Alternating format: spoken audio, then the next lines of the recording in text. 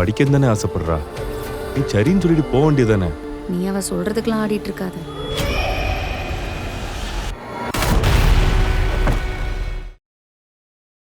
வணக்கம். இந்த படத்துக்கு ஐமேக்ஸ் புக்கிங் மட்டும் முன்னாடியே ஆரம்பிச்சாங்கன்னு உங்களுக்கு தெரிஞ்சிருக்கும். அதுலேயே நிறைய ஃபுல் ஆயிடுச்சு. கண்டிப்பாக இந்த பிவிஆரில் 3-4 ரோ பிளாக் பண்ணி வச்சுருப்பாங்கன்ற ஒரு நம்பிக்கை. பலாசோலா வாங்கிலாம் ட்ரை பண்ணிட்டே இருந்தேன். ஏன்னா அங்கே மட்டும்தான் லேசர் ஐமேக்ஸு சவுண்டும் செம்மையாக இருக்கும். முக்கியமாக 3 மணி நேரம் உட்காந்து பார்க்குறதுக்கு சீட்டு செம்மையாக இருக்கும். ஆனால் லாஸ்ட் மினிட் வரைக்கும் கடையில் சரியான டிமாண்டு. ஸோ வேற ஒரு நண்பர் உதவி பண்ணதுனால லக்ஸ் ஐமேக்ஸில் கிடச்சிது. ஆஹா, பர்ஃபெக்டான சீட் கிடச்சிருக்கே அப்படிங்கிற சந்தோஷம் ஒரு பக்கம். 9:10 படத்தை 9:20 ஸ்டார்ட் பண்ணுறாங்களே அப்படிங்கிற சந்தோஷம் இன்னொரு பக்கம்னு இந்த படத்தை பார்க்க ஆரம்பித்தேன். என்ன ஆச்சுங்கிறத சொல்கிறேன். நீங்கள் சப்ஸ்கிரைப் பண்ணலாம், சப்ஸ்கிரைப் பண்ணுங்கள். வீடியோ எப்படி இருந்துங்கிறத கமெண்ட்டில் சொல்லுங்கள். லைக் பண்ணுங்கள், ஷேர் பண்ணுங்கள். விருப்பம் வந்து மெம்பர்ஷிப்பில் ஜாயின் பண்ணுங்கள்.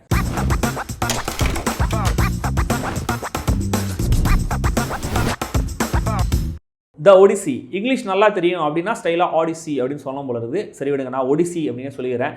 கிரேக்க படை ட்ராய் சிட்டி மேலே போர் தொடுத்து வின் பண்ணிடுறாங்க. இதுக்கு முக்கிய காரணம் இத்தக்காவுடைய அரசர் ஒடிசியஸ் கொடுக்குற அந்த ட்ராஜன் ஹார்ஸ் ஐடியா தான். போரில் வின் பண்ணதுக்கப்புறம் இவங்க எல்லாரும் வீடு திரும்பலாம் அப்படின்னு முடிவு பண்ணுறாங்க. ஆனால் ஒடிசியஸோடைய கப்பல் திசை மாறி போகுது. ஆபத்து மேலே ஆபத்து அப்படின்னு அவரும் அவருடைய படை வீரர்களும் ஃபேஸ் பண்ண ஆரம்பிக்கிறாங்க. இந்த பக்கம் அவருடைய நாட்டில் ஒடிசியஸோட ஒய்ஃப் பெனலபே, அவரோட பையன் டெலிமேகஸ், அவங்க 2 பேரும் அப்பாவுடைய வருகைக்காக வெயிட் பண்ணிட்டு இருக்காங்க. ஆனால் கிட்டத்தட்ட 20 வருஷம் ஓடிடுது.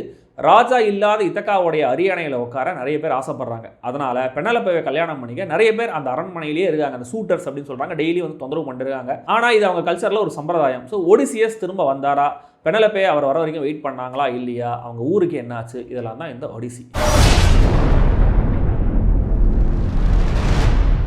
ஃப்ரேமுக்கு ஃப்ரேம் ஐமேக்ஸுக்காகவே செதுக்கியிருக்காரு. அப்படி ஒரு பிரம்மாண்டம். செட் பீசஸ்லாம் பயங்கரம். இப்படிலாம் சொல்லணும்னு ஆசை தான், ஆனால் அப்படிலாம் இல்லை. இது ஒரு எபிக் கதை தான். நிறைய நம்ப முடியாத விஷயங்கள்லாம் இருக்குது. நிறைய சாகசங்கள் இருக்குது. டைம் ஆஃப் அப்பேரண்ட் மேஜிக் தான் கதையை ஆரம்பிக்கிறாரு. ஆனால் இது ரொம்ப கிரவுண்டடாக மேட்டர் ஆஃப் ஃபேக்ட் கதையை அப்ரோச் பண்ணி ப்ரெசென்ட் பண்ணியிருக்காரு நோலன். பிரம்மாண்டம் இருக்குது. ட்ராய் சிட்டிக்கு கிஃப்ட்டுன்னு உள்ளே வர பெரிய குதிரை, அதுக்குள்ளே ஒழிச்சிட்டு இருக்கிற வீரர்கள், ஒரு இடத்துல அந்த வீரர்கள் எவ்வளோ கஷ்டப்பட்டாங்கன்னு காமிச்சதும் நல்லா இருந்தது.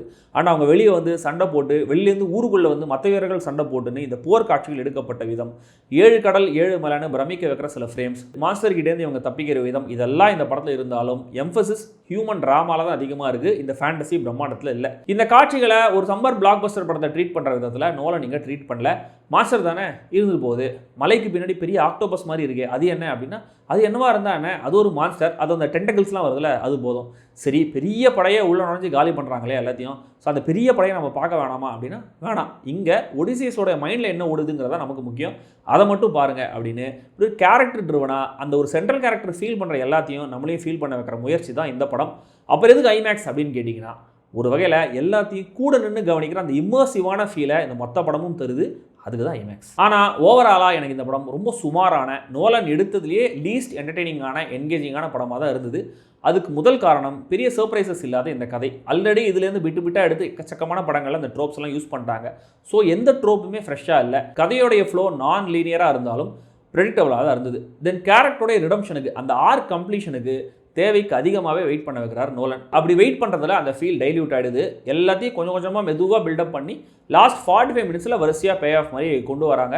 அதுக்கு முன்னாடி ஃபர்ஸ்ட் ஹாஃப்லாம் மொக்கையான்னு கேட்டிங்கன்னா இல்லை தான். கேரக்டர்ஸ், இந்த உலகம், இதில் என்ன கான்ஃப்ளிக்ட்னு சுவாரஸ்யமாக சொன்னதுக்கப்புறம் ஒரு பக்கம் ஒடிசியஸ் ஜேர்னி, இன்னொரு பக்கம் பெனலபேயோடைய டிஸ்ட்ரெஸ், இதை இன்டர்கட்டில் மாற்றி சொல்லும்போது ஒரு கட்டத்தில் எல்லாம் ரெப்படேட்டிவாக இருக்குது. ஆனால் இங்கேயும் கூட சர்சிங்கிற ஒரு விச் கேரக்டர் ஐலாண்ட் நடக்கிற விஷயங்கள், யுமேஎஸ்ங்கிற கண் தெரியாத விசுவாசி கேரக்டர், அப்பாவை தேடி போக பையன் கேரக்டர் முடிவு பண்ணுற சீன், இந்த மெனலஸுங்கிற கேரக்டரை பையன் மீட் பண்ணுற சீன் ஃப்ரீக்வெண்ட்டாக நம்ம மைண்டை தட்டி எழுப்பிட்டே தான் இருக்காங்க. கிளைமேக்ஸ் வரும்போது அங்கே ஒடிசியஸ் ஒரு விஷயம் பேசுவார். அது கேட்க ரொம்ப ப்ரொஃபவுண்டாக இருந்தாலுமே கூட, முக்கியமான மெசேஜாக இருந்தாலும் அவங்க இன்டென்ட் பண்ண அளவுக்கு என்ன அது பெருசாக இம்பாக்ட் பண்ணல.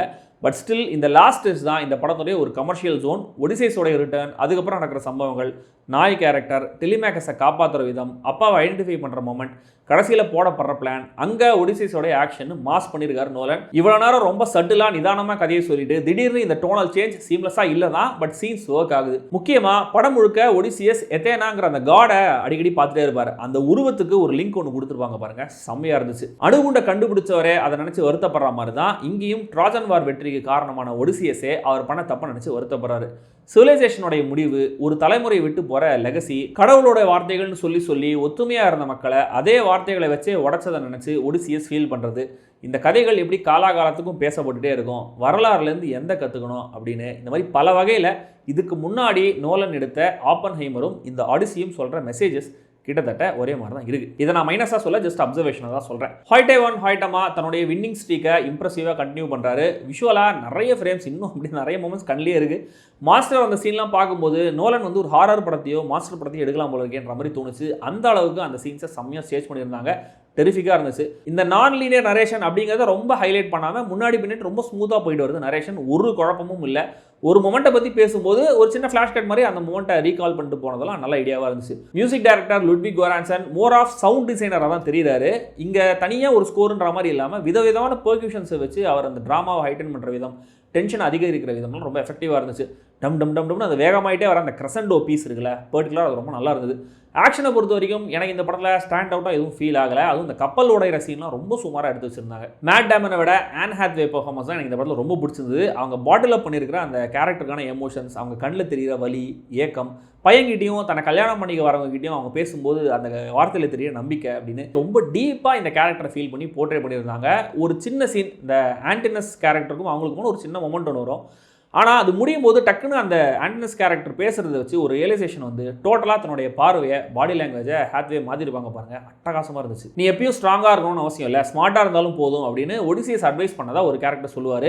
அதுதான் ஒடிசியஸோட கேரக்டர். ஒரு வாரியருக்கு உண்டான வீரம்லாம் இருக்குது. அந்த ஃபிசிக்காலிட்டியோட சேர்த்து அவர் காட்டுற அந்த குழப்பம், எக்ஸாஷன், திரும்ப நாட்டுக்கு போகணுங்கிற அந்த டெஸ்பிரேஷன், இப்படி எமோஷனல் டெப்த்தையும் தன்னுடைய பர்ஃபார்மன்ஸில் கொண்டு வராரு மேட் டேமன். முக்கியமாக அவர்கிட்ட லவுடான ஒரு பர்ஃபார்மன்ஸை தரணுங்கிற ஏர்ஜையில் செம்ம கண்ட்ரோலில் இருக்காரு. டாம் ஹாலண்ட் கிட்ட எப்பயுமே அந்த ஒரு பாய்ஷ் எனர்ஜி இருக்கும். அது இந்த ரோலுக்கு பர்ஃபெக்டாக இருக்குது. அந்த கேரக்டருடைய கோபம், வெறுப்பு, ஃப்ரஸ்ட்ரேஷன் எல்லாத்தையுமே ரொம்ப மினிமலிஸ்டிக்கான நடிப்புலேயே நம்மள ஃபீல் பண்ண வைக்கிறாரு ஹாலண்ட். நெகட்டிவ் கேரக்டரில் ராபர்ட் பேட்டின்சன் அந்த கேரக்டருக்கான அரகன்ஸ்லேயே ஒரு சாமை கொண்டு வந்து அவர் வர ஒவ்வொரு சீனையுமே டாமினேட் பண்ணுறாரு.